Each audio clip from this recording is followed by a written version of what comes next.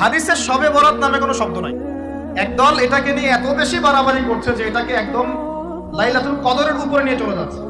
আরেকদল দেখা যাচ্ছে এটাকে এমন ভাবে পরিত্যাগ করছে না, এইতে কিছুই করা যাবে না, কোনো ফজিলতি নাই।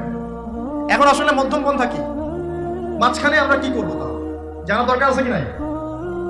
অনেক হাদিসের অনেক আলোচনা, প্রায় 40-50 পৃষ্ঠার বই, সব আলোচনা তো মাহফিলে করা সম্ভব না। আমি সারমর্মটুকু বলি।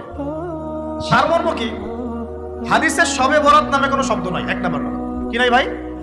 শবে বরাত নামে কোনো শব্দ নাই। আছে লাইলাতুন নিসফু মিনাশ শাবান, শাবান মাসের মধ্য রজনী। শাবান মাসের মধ্য রজনী। শাবান মাস কি? উত্তর, নবী সাল্লাল্লাহু আলাইহি ওয়াসাল্লাম রমজান মাসের পর যে মাসে রোজা রাখতে বেশি গুরুত্ব দিয়েছেন তার নাম শাবান। আয়েশা রাদিয়াল্লাহু আনহা তিনি বলতেন যে শাবান মাস আসলে নবী সাল্লাল্লাহু আলাইহি ওয়াসাল্লাম এত বেশি বেশি রোজা রাখতেন যে মনে হতো তিনি রোজা